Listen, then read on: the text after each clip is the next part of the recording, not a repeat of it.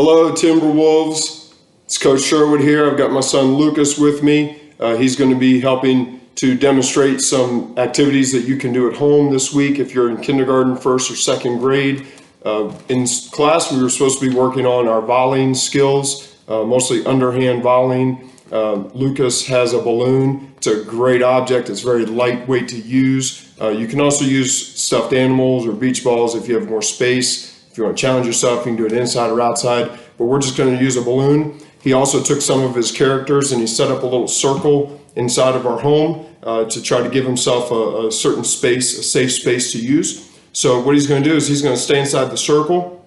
He's going to work on volleying the balloon underhand using an open palm and trying to see how many hits in a row he can make while keeping at least 1 foot inside of the circle. Lucas, go ahead and stand up and get started, bud.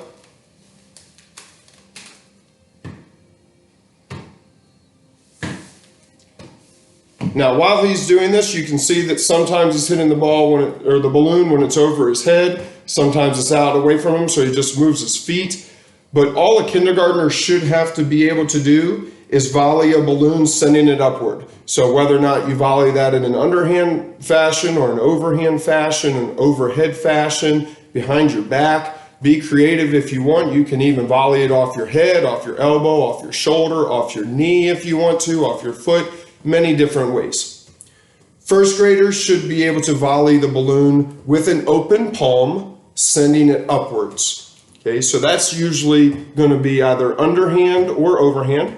If he wanted to do two hands at the same time, he would just put his pinkies together and hit it up. If he wanted to do it overhead, he would just put his thumbs and his pointer fingers up. Second graders, you should be able to volley the balloon upward with consecutive hits. That just means that you are maybe counting how many times in a row that you're doing it. And if you want to make an extension for this, you could even have a contest with someone else in your family, or if you don't have anybody else to do this with, you can time yourself and see how many you can do in a certain time, maybe 30 seconds to a minute, and take a break and see if you can beat your record. Have fun, and let's see who earns the superstar this week. It could be you. Way to go, Timberwolves.